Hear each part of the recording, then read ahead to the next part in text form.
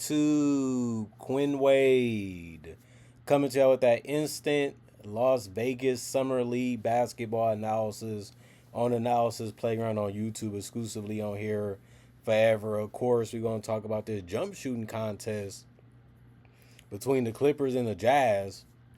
Clippers came out on top, 104 to 82. Jazz go to 0-2. Clippers go to 1-1.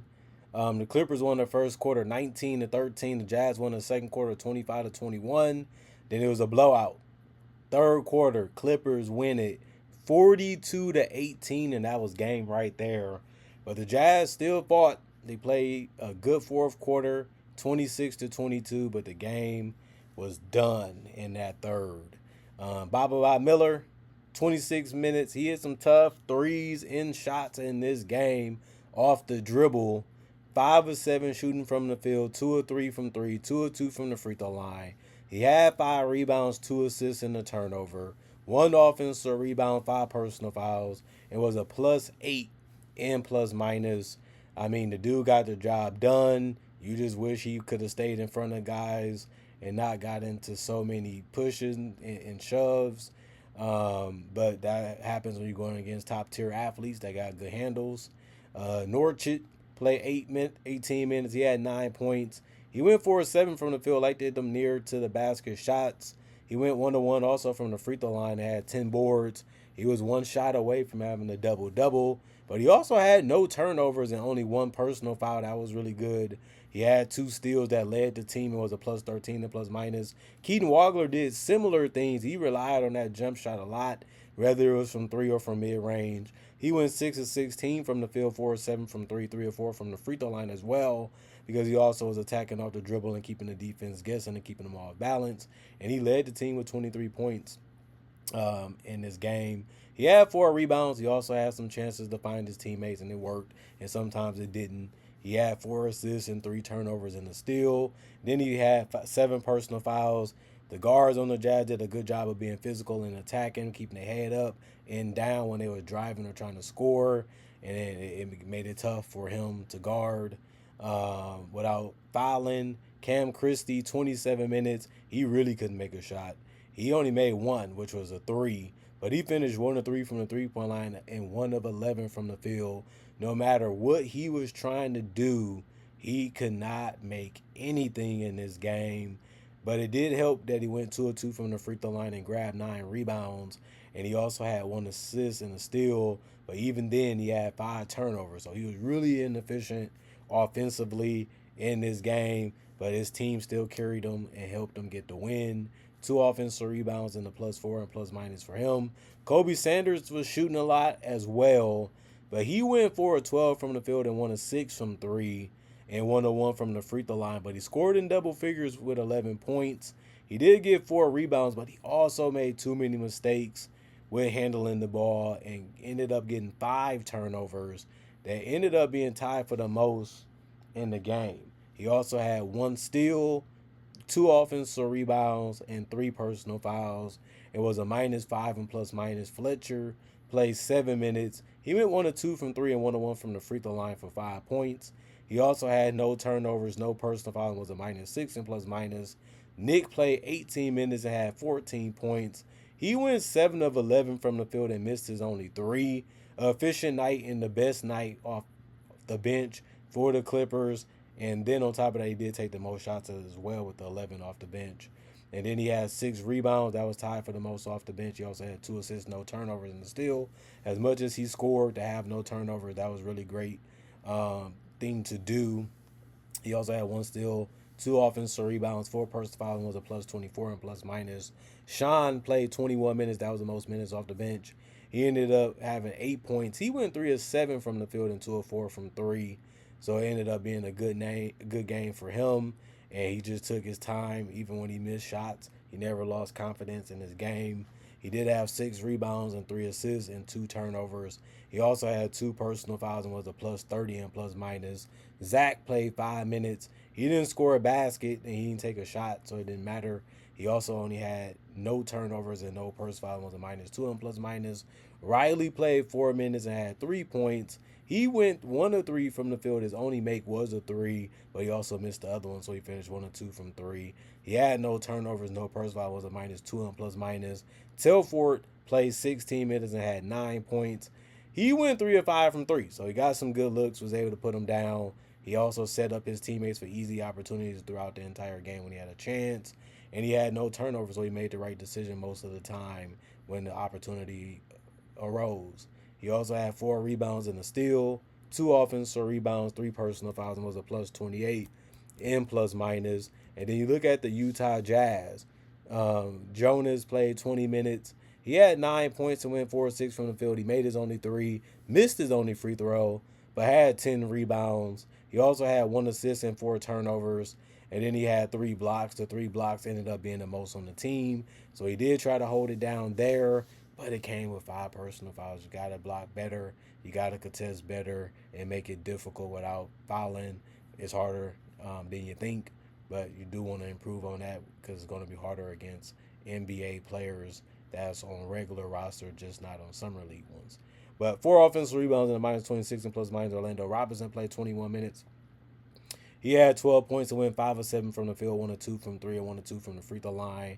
This is a good night from him scoring the basketball. Really took his time, really got to his spots, and it just worked out for him real well in this one. He had 2 rebounds, 2 turnovers, and a steal. 1 offensive rebound, 3 personal fouls.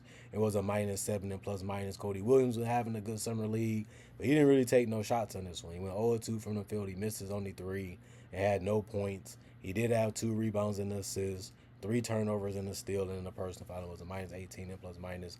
Ace Bailey also went out with an injury, but he went 0 of 5 from the field anyway. He couldn't make anything, even if it was near the basket in this game, to the point where he had to, before he left.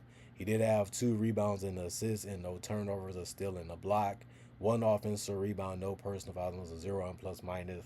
And then Darren Peterson led the way for the Jazz offensively. He played the most minutes on the team, which was 26. He was driving, got some finishes, got some floater-like shots, made a tough three, but they made it really hard for him to get anything offensively going. The best part, he didn't turn the ball over that much. He also gave it up a little bit more because the defense was basically forcing him to. And even the shots that he was taking, if you're the Clippers, you'll live with it because you smothered him. And you really made him work for it. And that's all you can really do on any player, even if he's good or bad or great or amazing or a superstar in this game. But 6 of 8 shooting from the free throw line, showing you that he still got where he wanted, and it was so difficult to stop him that even when they did try to, he was able to get to the free throw line anyway. And the mid-range game was working for him a little bit as well. He had 5 assists as well. Like I said, he was giving up the ball if he was seeing multiple bodies or somebody open. He had 2 rebounds, 2 turnovers, 2 steals, and 2 blocks. 4 personal fouls, and was a -15 and plus minus. Hayden Gray played 2 minutes. Zeros across the board for him. He was a -3 and plus minus. Bez played 12 minutes and made a three. That was the only shot that he took. He had 1 rebound, 2 assists, no turnovers, and a steal. No personal fouls, and was a -5 and plus minus. Bates played 17 minutes off the bench, had 5 points and went 2 of 2 from the field. Made his only three, but he missed his only free throw. And then he had 5 rebounds, which was the most off the bench in the assists. No turnover, 1 offensive rebound, 3 personal fouls. It was a +11 and plus minus. Jackson played 10 minutes and made his only shot. And he also had 2 boards, no turnovers, and the personal foul was a +1 and plus minus. Trey Alexander played 21 minutes. He went 0 of 2 from 3 and 3 of 6 from the free throw line. Left some cookies on the table that people wanted to snatch up real quick, and they did. And then he went 2 of 6 from the field, had 3 rebounds and 5 assists. Both of that ended. Both him and Darren Peterson had 5 assists. That was tied for the most for the Jazz. But he had 2 turnovers as well in a block, and that was the end of his night because he had no personal. It was a -23 and plus minus. And then Eric Dixon played 20 minutes and had 5 points. He went 2 of 7 from the field, 1 of 3 from the three-point line. He missed his only free throw.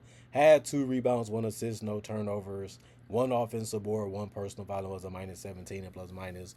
And then Blake Henson played 20 minutes. He gave them the best amount of points off the bench and took the most shots, which was only 1 more than Dixon with 8. Finished 4 of 8, so he may have Missed only 1 3, finished 2 of 3 from the 3-point line. He also went 4 of 4 from the free throw line. He had 3 rebounds, 2 assists, and a turnover. 4 personal fouls and was a -8 and plus minus. I didn't have too much of a problem with how he scored. Had the floaters, had the threes going, stayed physically attacking the paint, and it ended up working out for him in this one. Good game plan for him and the coaching staff. He got what he wanted, and it worked out. 63 field goals for the Jazz. They made 43% of them. 81 for the Clippers. They made 43% of them as well, but that's a lot of field goals for the Clippers and not that much from the Jazz. 33 three-pointers taken by the Clippers. They shot 45%. The Jazz shot 17 and made 47%. And the Jazz also shot 23 free throws. They made 61%. While the Clippers didn't really need to because they made their threes so well. But they took 11 and made 91% of them anyway. 45 rebounds for the Clippers. The Jazz had 34. They got beat by 11 there.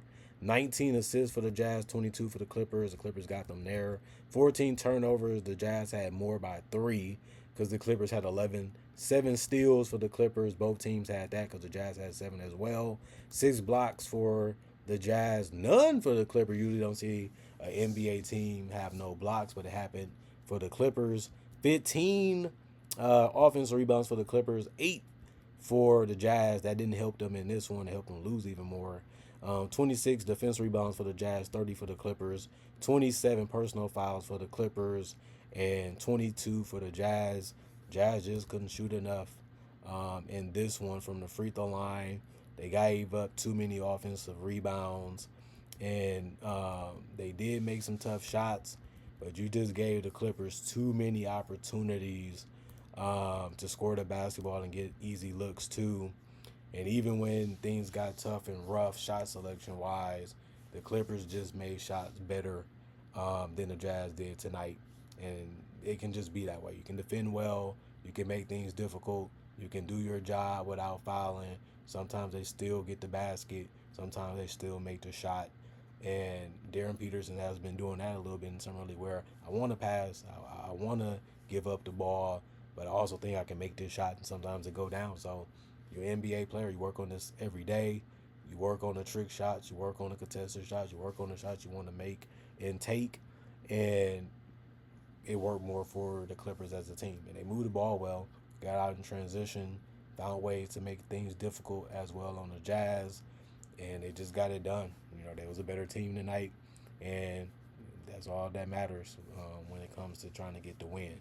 They outplayed the Jazz in this one and just put on a scoring exhibition, and then the jump shots, man. This was a good jump shooting game. If you want to see some threes and some jump shots splashed in throughout the entire game, this is a game you can watch. Especially if you're watching highlights, you'll see a lot of good, tough shots be made in this one. Comment, like, subscribe, share, hit the notification bell to get the analysis when it first comes out. Y'all stay blessed up. Y'all stay good. Peace. And I'll see y'all later today with more analysis, man.